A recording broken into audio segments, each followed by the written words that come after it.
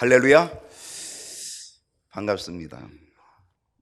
장마가 계속되고 있습니다.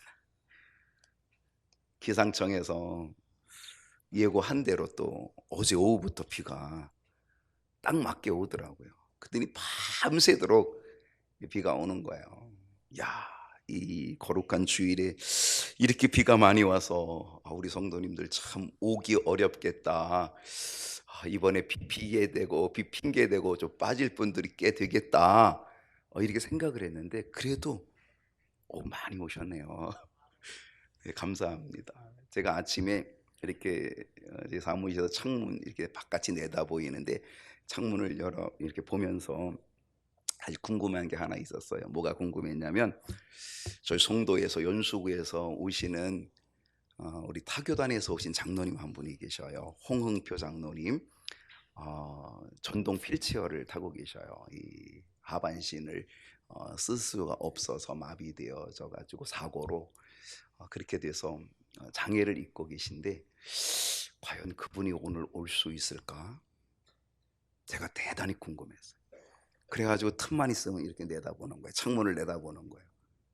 그런데 그분이 늘 일찍 오시거든요. 일부 예배 오시는데 8시 20분에 예배인데 그분은 7시 한 15분 20분 정도면 오셔요. 하얀 택시가 들어오는 거예요. 그 무슨 택시라 그래요? 네? 그 교통약자들이 이용하는 장애를 가진 분들이 이용하는 택시가 있어요. 카니발과 같이 좀 큰 택시가 있어요. 리프트로 오르락내리락 할 수 있는 택시인데 그 택시가 한 대 딱 들어오는 거예요. 아이고, 오늘도 오셨구나. 비가 억수같이 오는데 그 비를 뚫고 전동 휠체어를 타고 그 택시 타고 오시는 거예요. 그리고 비를 맞으면서 내리시더라고요. 제가 마음이 찡하는 마음을 가졌어요. 우리 교회가 아직도 유튜브를 하고 있거든요. 아직도 영상으로도 내보내주고 있거든요. 얼마나 핑계대기 좋아요. 핑계댈 수 있겠잖아요. 이 정도 빈데 내가 또 장애를 가지고 있는데 오늘은 그냥 집에서 목사님 제가 집에서 그냥 유튜브로 예배 드리겠습니다. 이렇게 해도 제가 오케이 알겠습니다 이렇게 할 텐데 감동이 되더라고요. 고맙더라고요. 감사하더라고요. 핑계거리, 환경의 장벽을 이기고 하나님을 예배하기 위하여 예배 자리에 오신 여러분, 오늘 나 주께 왔으니 하나님을 만나는 역사가 있기를 소원하고 하나님의 임재를 체험하고 하나님이 주시는 놀라운 능력과 기적을 경험하는 은혜가 있기를 주님의 이름으로 간절히 축원합니다. 우리 옆에 있는 분과 인사합니다. 잘 오셨습니다. 큰 은혜 나눕시다. 한 번 더 인사하십시다. 하나님 만납시다. 저는 지난주일 예배에 대한 말씀을 전했어요. 예배의 모범, 우리 경인교회 7대 핵심 같이 두 번째죠. 예배의 모범. 지난주 설교 제목이 뭐였냐면 예배를 사모합시다. 예배를 사모합시다. 왜? 예배는 하나님의 뜻이다. 하나님께서 이스라엘 백성들을 출애굽시킨 목적이 뭐라고요? 왜 그들을 400년의 노예에서 왜 그들을 이끌어내셨을까? 뭐 하려고? 그 목적이 뭐라 그랬어요? 예배하려고. 사실 그들이 출애굽하고 만난 자리가 광야였잖아요. 여러분, 이 광야가 얼마나 험한 곳이에요. 근데 그들은 그 험한 곳, 그곳에서조차도 그들은 하나님을 예배했다는 거예요. 그리고 그들은 예배의 진영을 갖췄다는 거죠. 그래서 항상 중앙에는 뭐가 있었어요? 성막이 있었고 그곳에 법궤가 있었고 그 레위 지파가 중앙이고요, 동서남북 12지파가 3, 4, 12 그렇게 12지파가 포진하여서 그 광야의 대형이 어떤 대형이냐면 예배자의 대형이었다는 거예요.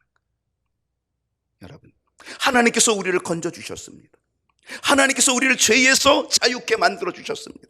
하나님께서 예수 그리스도의 보혈로 우리를 하나님의 자녀로 삼아 주셨습니다. 교회라는 게 뭐예요? 에클레시아, 교회, 부르심을 입은 자들의 모임, 교회. 오늘 우리들이 하나님께서 우리를 세상에서 죄악에서 불러주셔서 하나님의 백성 만들어 주셨습니다. 그 목적이 뭐냐? 하나님을 예배하라고. 이스라엘 백성들을 건져주신 목적이 뭐냐? 광야에서조차도 하나님을 예배하라고 하는 하나님의 뜻이 들어 있었던 거죠. 바로 그런 것처럼 오늘 이 시대에도 우리 인생의 광야 같은 이 속에서 하나님이 우리를 건져주시고 살려주시고 하나님의 자녀 삼아주신 목적은 하나님을 예배하라. 그것이 바로 하나님의 뜻인 줄로 믿습니다. 우리는 하나님의 뜻대로 예배해야 합니다. 그 예배를 어떻게 해야 됩니까? 간절히 사모하며 예배해야 됩니다. 우리가 간절히 사모하면 어떤 일이 벌어집니까? 하나님의 임재를 경험하게 되고, 우리가 간절히 사모하게 되면 하나님이 함께 하시는 역사를 우리가 체험하게 되고 하나님을 만나는 은혜를 얻게 된다는 사실입니다. 기도도 간절히, 찬송도 간절히, 말씀을 사모하는 것도 간절히, 하나님께 드리는 헌신, 봉헌도 간절히, 모든 것이 아주 간절함으로, 또한 준비됨으로, 사모함으로, 열정적으로 예배한다면 반드시 우리는 그 속에서 하나님을 만나는, 하나님의 능력을 만나는, 하나님의 기적을 만나는 역사를 보게 될 줄로 믿습니다. 오늘도 예배에 대한 이야기를 또 이어갈 것입니다. 예배의 모범, 오늘 말씀의 제목은요, 안 열어주네 방송실에서. 오늘 예배의 모범, 오늘은 더 나은 예배를 드립시다. 오늘의 주제입니다. 이제 나왔습니다. 더 나은 예배를 드립시다. 여러분은 더 나은 예배를 생각해 보신 적이 있으십니까? 예배를 드릴 때마다 나는 더 나은 예배를 드려야지 라고 하는 이런 마음을 가져보신 적이 혹시 있으십니까? 오늘 이 자리에서 여러분 제일 먼저 교회 오면 뭐 하죠? 기도했죠. 네, 기도했어요. 앉아서 제일 먼저 교회 와가지고 앉아서 이렇게 눈 감고 기도했어요. 뭐라고 기도했을까 궁금해요. 여러분의 그 기도 속에 하나님, 오늘 더 나은 예배 드리고 싶어요.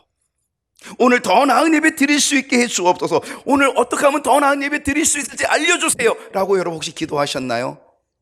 만약에 그렇게 기도했다면 그 사람은 정말 예배의 성공자가 될 가능성이 아주 높다는 사실입니다. 사실 더 나은 예배를 드려야 되겠다라고 하는 이 마음 자세를 갖는 것 결코 쉽지 않습니다.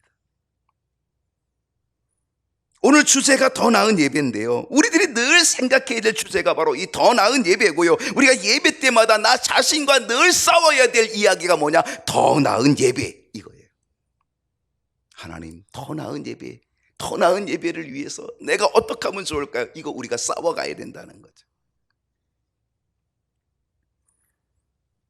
우리가 더 나은 예배에 대한 생각 없이, 나 자신과의 싸움 없이 그냥 예배 자리에 있다고 한다면 우리는 예배에 실패할 가능성이 높습니다. 그렇다고 한다면 여러분, 더 나은 예배란 뭘까요? 사실 더 나은 예배는 하나님이 기뻐하시는 예배가 더 나은 예배예요. 다른 말로 하면 하나님이 기뻐 받으시는 예배가 더 나은 예배라고 하는 사실입니다. 여러분에게 스스로 이야기해 보십시오. 하나님, 오늘 더 나은 예배를 드리게 주시옵소서. 하나님, 더 나은 예배 드리고 싶은데 내가 어떻게 하면 좋을까요? 여러분, 이런 마음을 갖는다면 오늘 예배는 결코 실패하지 않을 것이고요, 분명 지난번보다 더 나은 예배를 하나님께 드림으로 하나님이 기뻐하는 예배의 승리자, 성공자가 될 줄로 믿습니다. 문제는 우리가 예배를 드리면서 예배의 자리에 있음에도 불구하고 더 나은 예배를 드리지 못하게 되는 것은 무엇 때문일까? 그게 바로 예배의 타성입니다. 오랫동안 예배 드렸잖아요. 신앙생활하면서 예배가 얼마나 많아요. 평생 신앙생활을 해야 되니까 평생 드리는 예배의 수가 굉장히 많아요. 반복되어서 드리는 예배의 수, 계속 반복되어지는 이 예배, 그러다 보니까 예배가 습관이 되고 그 습관이 타성에 빠져버리는 거죠. 그래서 예배가 형식이 되어버리는 거예요. 이게 문제인 거죠. 여러분, 이걸 이겨내야 된다는 것입니다. 평생토록 드려야 하는 예배이기 때문에 우리는 이 예배의 타성 빠지지 않도록 나 자신을 쳐야 돼. 나 자신을 쳐서, 바울이 자기를 쳐서 이렇게 했던 것처럼 정말 내 자신을 쳐야 됩니다. 그래서 예배의 타성에 빠지지 않도록, 형식적인 예배 되지 않도록 해야 된다, 그런 얘기입니다. 그래서 더 나은 예배자, 예배의 성공자, 승리자 되어야 될 줄로 믿습니다. 더 나은 예배가 오늘 주제인데, 더 나은 예배하면 혹시 성경의 인물 가운데 떠오르는 사람이 있나요? 아무 생각이 안 나시나요? 오롯이 빨리 끝났으면 좋겠다고 생각하시나요? 자, 더 나은 예배를 하면 생각나는 그런 성경의 인물, 그 사람은 누구냐면 아벨입니다. 성경의 첫 번째 책인 오늘 창세기가 오늘 본문인데, 이 창세기에 보면요, 창세기 1장부터 쭉 보면 하나님을 예배하는 사람으로 첫 번째 기록되어진 사건, 그게 가인과 아벨의 예배입니다. 그게 첫 번째 기록이 돼요. 가인과 아벨은 아담과 하와가 낳은 아들입니다. 가인은 형이고 아벨은 동생입니다. 형인 가인은 농사하는 사람이었고 동생 아벨은 양을 치는 사람이었습니다. 창세기 4장 3절을 볼게요. 자, 창세기 4장 3절. 세월이 지난 후에 가인은 땅의 소산으로 제물을 삼아 여호와께 드렸고. 형은 뭐 하는 사람이에요? 농사하는 사람이에요. 그래서 땅의 소산을 거두어서 그거로 가지고 하나님 앞에 제물을 삼아서 그 소산을 제물로 드리면서 제물을 삼아 여호와께 드렸고, 이게 뭐 예배했다는 거죠. 자기가 거둔 소산, 농사하여 거둔 소산을 감사로 그리고 하나님께 드리면서 예배를 드렸다, 그런 얘기입니다. 4절을 보겠습니다. 4절을 보게 되면 아벨은 자기도 양의 첫 새끼와 그 기름으로 드렸더니, 아벨은 양치는 사람입니다. 그래서 첫 새끼를 구별하고 기름을 가지고 그것을 하나님께 제물로 드리면서 예배를 드렸다, 그런 얘기입니다. 근데 어떻게 했다? 여호와께서 아벨과 그의 제물은 받으셨으나, 여기서 중요한 것이 뭐냐면 아벨과 그의 제물입니다. 하나님은요, 우리의 예물만 받으시는 게 아닙니다. 하나님은 아벨 그를 받으시는 겁니다. 오늘 여러분의 예배는 내가 헌금을 드렸다, 난 다 했다, 이게 아니라 중요한 거는 아벨과 그의 제물입니다. 내가 드려져야 됩니다. 그런데 5절을 보게 되니까 가인과 그의 제물은 받지 아니하신지라. 큰 차이가 있습니다. 아벨과 그의 제물은 받으셨는데 가인과 그의 제물은 받지 않았다는 겁니다. 참 놀라운 일입니다. 똑같이 예배를 드렸는데, 오늘 여기에서도 똑같이 예배를 드려도 어떤 사람은 가인, 어떤 사람은 아벨이 될 수도 있다는 사실을 가르쳐 주고 있습니다. 누가 되고 싶으신가요? 가인입니까? 아벨입니까?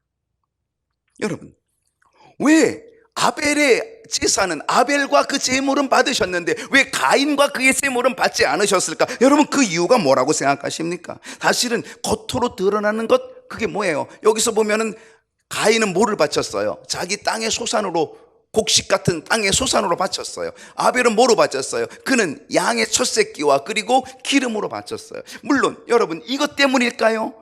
이 제물 때문에 그랬을까요? 하나님이 양은 좋아하고 곡식은 안 좋아하고 그래서 아벨의 제사는 받고 가인의 제사는 안 받고 이랬을까요? 사실 그 문제는 아니었을 것입니다. 오늘 본문 속에서 그 이유를 발견하기는 쉽지 않지만 우리는 다른 본문에 보게 되면 그 이유를 분명하게 찾아볼 수가 있어요. 한번 볼게요. 히브리서 11장 4절 말씀입니다. 자, 다 같이 한번 읽어주세요. 믿음으로 시작. 의로운 자라 하는 증거를, 무엇이 문제냐? 믿음입니다. 믿음으로 드리는 거죠. 믿음으로 아벨은 가인보다 더 나은 제사, 그러니까 더 나은 제사는 어떤 얘기냐, 더 나은 예배는 믿음으로 드리는 게 더 나은 예배가 된다는 사실입니다. 여러분, 오늘 비를 뚫고 오셨습니다. 어렵게 오셨습니다. 그렇다고 한다면 여러분이 드리는 이 예배가 믿음으로 드려지는 예배가 되기를 소원합니다. 그래야 하나님이 기뻐하시고 하나님이 받으신다는 겁니다. 애써서 왔는데도 불구하고 여러분 믿음으로 드리지 못한다면 무슨 소용이 있겠어요? 애썼는데. 여러분, 가인도 애썼겠죠. 자기 소산을 거두어서 그래서 그걸 가지고 하나님께 바치는 애를 썼겠죠. 그런데 뭐가 문제였어요? 믿음으로 드리지 못했다는 사실이죠. 그렇습니다. 그것이 바로 믿음이 문제라고 하는 사실입니다.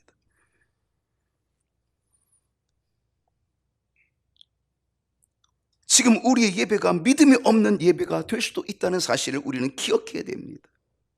여러분, 왜 믿음이 없이 예배를 드릴 수 있을까요? 무엇 때문에? 예배를 드리긴 드리는데 믿음이 없이 드려. 무엇 때문이니까? 의무감이에요. 어쩔 수 없는 의무감, 해야 되는 의무감, 마땅히 해야 되는 의무감 때문에 드려지는 거죠. 그렇다고 한다면 하나님이 그걸 기뻐하지 않는다라고 하는 사실입니다. 무슨 의무감일까요? 내가 집사인데, 집사라는 의무감. 내가 권사인데, 권사라는 의무감. 내가 장로인데, 내가 목사인데, 그 직책, 그 직분, 그것 때문에 드린다라고 한다면 그건 의무감이에요. 그건 하나님이 기뻐하지 않는다는 거죠. 체면 때문에 드리는 예배라고 한다면 그것 역시 믿음의 예배가 될 수 없다는 거예요. 여러분, 무엇이 믿음으로 드리는 예배가 될 수 있을까요? 무엇이 믿음으로? 그게 감사합니다. 감사로 드리는 예배, 억지로가 아니고 형식적으로도 아니고 체면에 따라서 하는 것도 아니라 감사로 드리는 예배라고 하는 거죠. 여러분, 감사로 예배 드리면 거기에는 뭐가 있다? 감격이 있다는 거예요. 감사와 감격이 있으면 그 속에서 나 자신을 온전히 하나님께 드리는 헌신이 나오게 된다는 사실입니다. 여러분, 예배가 그저 제물이나 예물을 드리는 것이 예배가 아니라 참된 예배는 내가 제물이 되는 거예요. 내가 제물. 나 자신을 산 제사로 드리는 것, 이것이 참된 예배가 된다는 거죠. 로마서 12장 1절을 보면요, 바울이 우리에게 가르쳐주는, 우리에게 권면하는 권면의 말씀이 이것입니다. 그러므로 형제들아, 내가 하나님의 모든 자비하심으로 너희를 권하노니. 지금 사도 바울이 우리에게 권면하고 권하고 있습니다. 뭘 권하는지 아세요? 너희 몸을, 우리 몸을 하나님이 기뻐하시는 거룩한 산제물로 드리라. 여러분, 몸을 드리래요. 그게 헌신이잖아요. 드릴 헌, 몸신, 몸을 드리는 게 헌신이잖아요.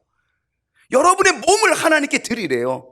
여러분, 몸을 드린다는 게 뭐예요? 이 몸에는 모든 게 다 들어있는 거예요. 생각, 그리고 내 생명, 다 들어있는 게 이 몸이잖아요. 이 몸을 드리라는 거예요. 그것도 어떻게 드려요? 거룩한 산제물로 드리라는 거예요. 왜? 이것이 너희가 드릴 영적 예배니라. 이게 영적 예배예요. 하나님은 영이십니다. 하나님은 영과 진리로 예배하는 자들을 찾으십니다. 이게 영적인 예배니까 하나님이 영적인 예배를 드리면 하나님이 어때요? 하나님이 찾으시는 예배자가 된다는 사실입니다.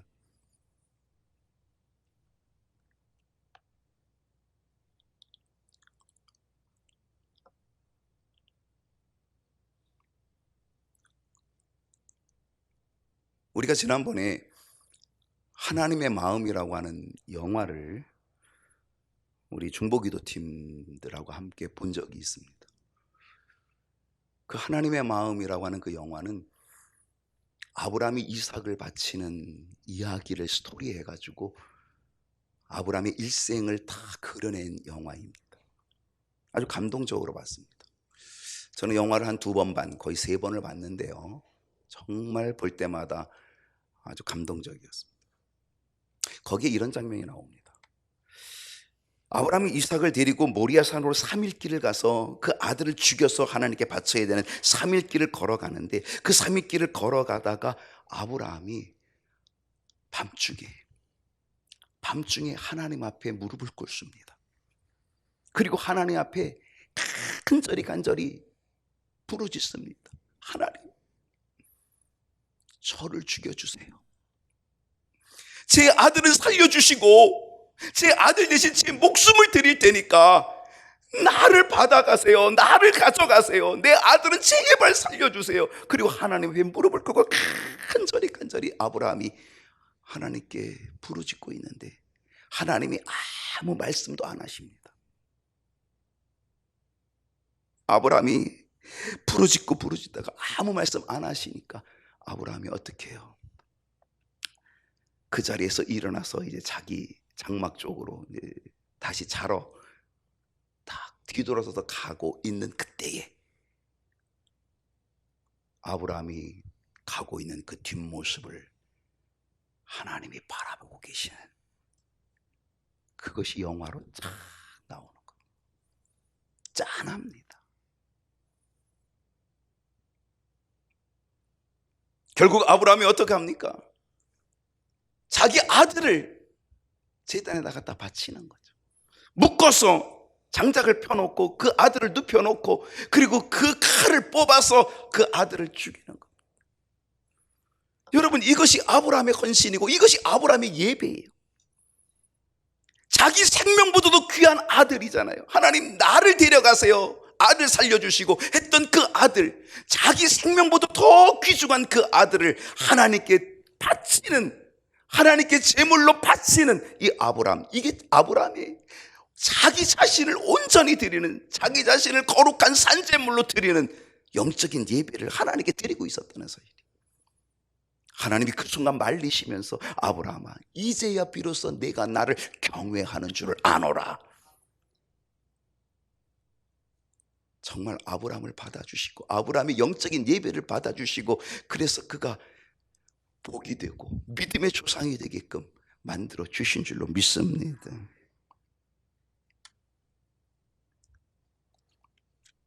여러분의 예배가 믿음으로 드려지는 예배가 되기를 원하고 나 자신을 산제물로 하나님 앞에 바치는 그러한 믿음의 예배가 될 수 있기를 소원합니다. 여러분의 예배가 오늘도 내일도 다음 주도 나 자신과 싸우면서 더 나은 예배로 나아가는 그런 예배가 될 수 있기를 간절히 소망합니다. 여러분, 왜 가인은 믿음으로 드린 예배라고 말할 수 없었을까요? 우리는 이 가인의 예배 속에서도 배울 것이 있습니다. 그래야 우리는 예배의 실패 속에서 더 나은 예배의 자리로 나아갈 수가 있게 될 것입니다. 가인의 예배가 믿음으로 드리는 예배라고 말할 수 없는 이유는 그의 태도 속에 나타나 있습니다. 그의 태도가 어떤 태도였냐면 창세기 4장 5절을 봅니다. 가인과 그의 제물은 받지 아니하신지라 가인이 몹시 분하여 안색이 변하였다는 거죠. 이것이 가인의 모습이었습니다. 여러분, 가인이 정말 믿음으로 드렸다면 이런 태도가 되어서는 안 될 것입니다. 가인이 진실한 믿음의 사람으로 믿음으로 준비된 예배였다고 한다면 그는 믿음으로 생각했어야지 이러한 모습이 되어서는 안 될 것입니다. 왜 내가 열심히 준비했는데 왜 하나님께서 안 받으셨어? 이렇게 하나님을 대항할 것이 아니라 내가 무엇이 부족했을까? 혹시 내가 하나님께 바치려고 했던 이 제물이 흠집이 있는 것은 아니었을까? 무슨 허물이 있는 건 아니었을까? 왜 하나님께서 기뻐하는 예배가 되지 못하였을까를 진지하게 생각하는 것, 이게 바로 믿음의 모습이 되었다는 거죠. 근데 그런 모습이 있는 것이 아니라 가인은 어땠어요? 왜 내 건 안 받아? 왜 내 동생 건 받고 왜 내 건 안 받아? 몹시 분하여 안색이 변하였다라고 하는 거죠. 그의 모습이, 그의 태도가, 그의 예배는 믿음으로 드린 예배가 아니었다는 것을 보여주고 있다는 사실이에요. 하나님께 대항하기보다는 자신의 모습을 살펴봤어야 된다는 거죠. 하나님께 대항하는 이러한 모습이 하나님을 경외함도 아니고 하나님에 대한 감사와 감격이 있는 모습도 아니었다는 사실입니다. 다만 가인은 의무적으로 어쩔 수 없이 해야 되는 일이니까 어쩔 수 없이 의무적으로 형식적으로 예배를 드렸던 것, 그냥 보여주기 식으로 땜빵식으로 했을 가능성이 훨씬 더 높은 거죠. 여러분, 지금 여러분의 예배는 어떤 예배입니까? 의무적입니까? 형식적입니까?